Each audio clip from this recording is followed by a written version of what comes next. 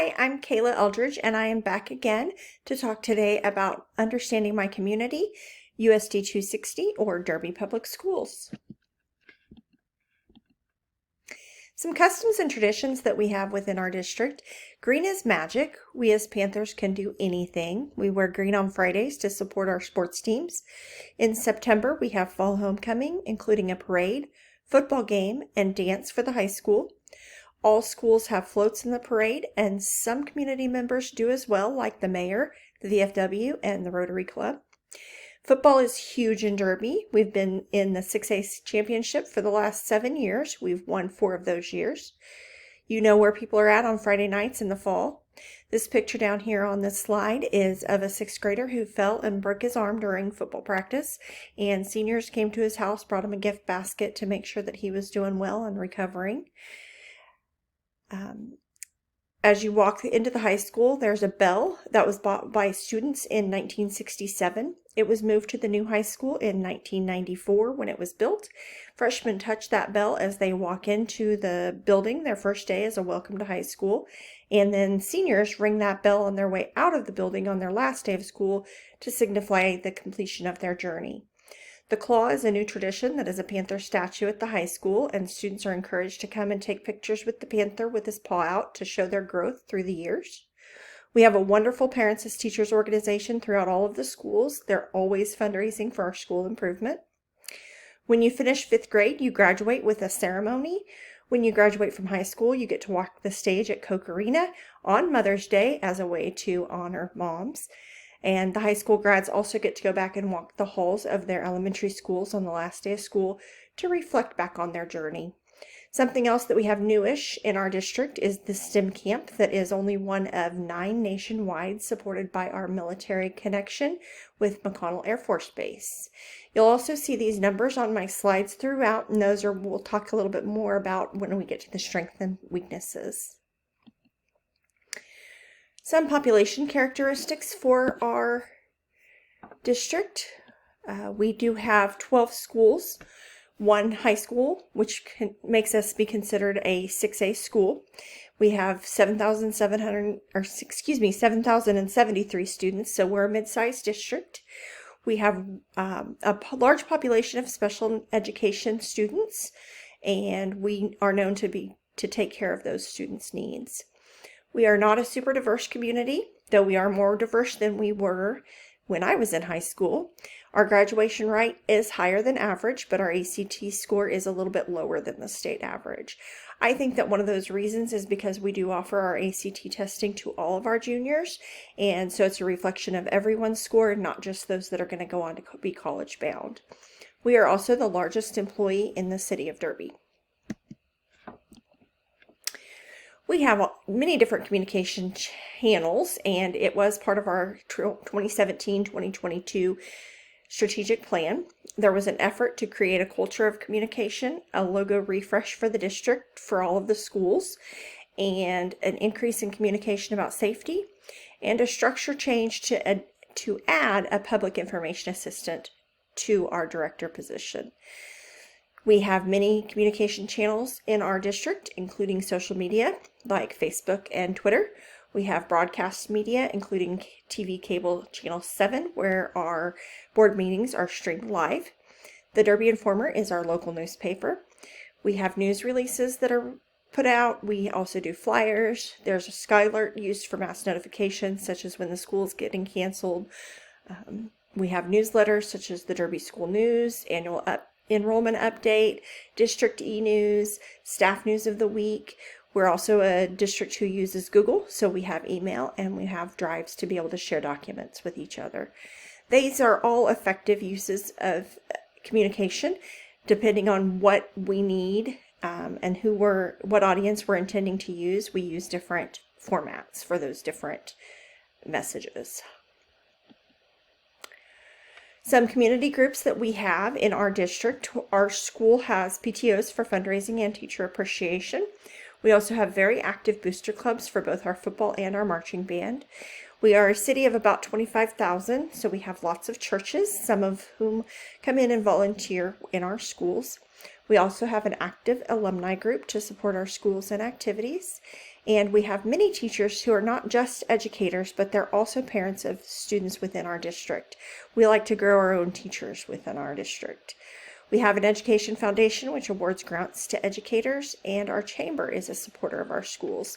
Down here you'll see a picture of one of our homecoming parades with one of our elementary schools showing their Tiger Pride at Tanglewood.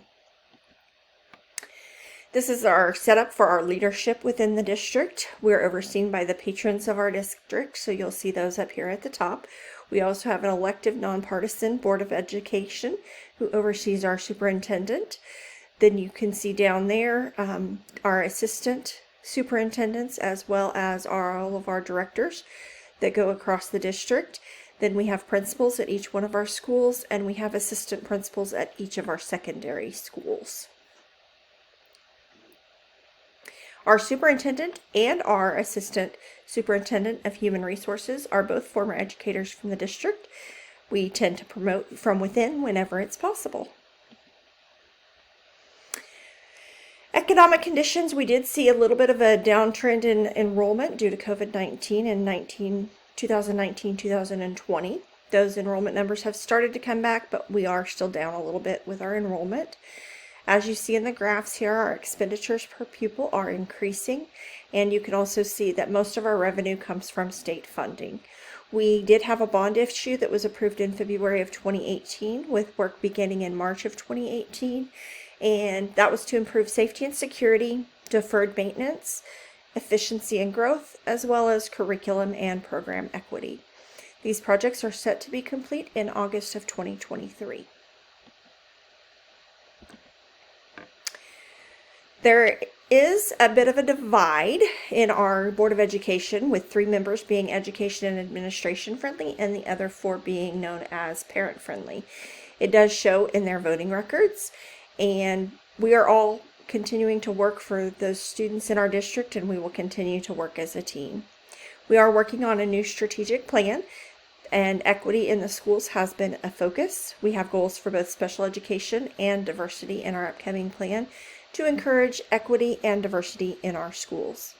We did have a situation back in December relating to racism. The principal dealt with the situation and then faced a little bit of pushback from our Board of Education. The community rallied around him as a longtime Derby citizen. Some previous efforts that have gone forth in our community. The site, which is now the Derby Historical Foundation, used to be a 10-room schoolhouse from 1924 to 1953 and did serve the entire community. It continued to serve as a building in our district until 2000, when it was turned into a museum. In 2012, the school district donated it to the Historical Society, and it remains the only building in Derby on the National Register of Historic Places. The Derby Recreation Commission, or DRC, was created in 1980 as a joint effort between the city and the school district. Still today, the district appoints 2 of the 5 board members for the DRC. They provide the district with staff memberships, and our swim team utilizes the indoor swimming pool for practice. Our district does have some very specific policies and procedures for the board, administration, staff, and students to utilize. It keeps one person from making too many decisions in the district. We have many committees who submit input and work hard to have community members on all of those committees.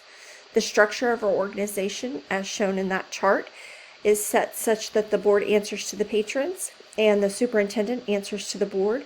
This helps to ensure that our patrons are heard within our district. We also have a very active educators union in DNEA. They work closely with the superintendent to be sure teachers' voices are heard. Almost 19% of our students in our district are military. That brings its set of challenges all their own for those students that need those special resources.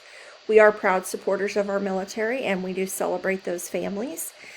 USD 260 is mostly comprised of the city of Derby, but we also have 2 areas of Wichita within our district. One is the area that's next to the base, and that brings our military students into our play. Then the other area is Oaklawn. This development was meant to be some temporary rental housing in the 1950s for the military, but has since become single owner and rental housing. that houses some of our lower income families. This is where the majority of our ELL students live and where we have much higher free and reduced lunch rates. With our district having students who speak 36 languages, language can be a barrier. The schools that have the best cultural diversity are also those 3 schools that are not in Derby proper. These schools are great about having events to celebrate the cultures, and hopefully that new strategic plan will have those goals in place so that we can move those celebrations beyond just those 3 schools. Overall, the Derby school system has a reputation of being pretty good at academics. Our graduation rate is 92.6, which is above the state average of 88.3. We also have proven sports teams, including football, as I talked about earlier. We did a survey recently for the strategic planning process, and patrons wanted to be sure that the district remembers to keep those kids first and that there's always room for improvement. We also needed to be doing better for our diverse students and meeting their needs, and that's why that's part of our strategic plan going forward. So I went through and categorized to reflect on the previous slides to see if they would be strengths or weaknesses for our district. I first went through each slide and determined if the 5 statements were covered by the topic on the slide. I then typed the numbers on the slide itself, which is why you saw the numbers on my previous slides. I then built this table to see where the holes or weaknesses were located. 8 of the 12 slides had shown all 5, which shows that they are definite strengths. The slide that has the least strengths was social tension. And to me, social tension is a little bit of a negative connotation, so I may have rated that one a little bit lower. A few of the areas that we can work on could be social tensions. We know it's an issue. It's going to be part of that strategic plan. We need to lean into our power structure and stand behind our system that we know does work. The makeup of the board is going to ebb and flow with time goes by and those changes, and our district will continue on. As far as demographics go, I think that we need to embrace who we are as a community and start to celebrate that diversity. We can also look at our economic conditions and provide support where needed with some community relations. We do have one with Grace Med to provide vaccinations and health. We also have some with mental health providers as well. We as a district must have all of our community involved, and as more people get involved, they become part of that process. And as we expand that participation of people, our trajectory will continue to rise. PL05 correlation. In the weakness to strength slide, number 5 was promoting the current and future success and well-being of each student and adults. I showed that I understood it by my ranking my other slides and finding if we were promoting success. I demonstrated capacity by showing the areas of weakness and how they could be improved. The other 4 ideas on the from weakness to strength slide were also looked at, and the slides were ranked. This shows my understanding of how they were all woven into our schools through our community, and that each part plays an important role in the success of the district. This assignment showed me how to view the impact the different parts of our community have on student and school success, because it required me to review the community and then reflect upon the strengths and weaknesses. It improved my understanding of promoting community engagement, because I can see how each one of the groups is able to contribute to our success. My personal reflection: I have lived in Derby most of my life, so the culture is ingrained in who I am. My husband and I both work in the district. Our 3 kids go to school in the district.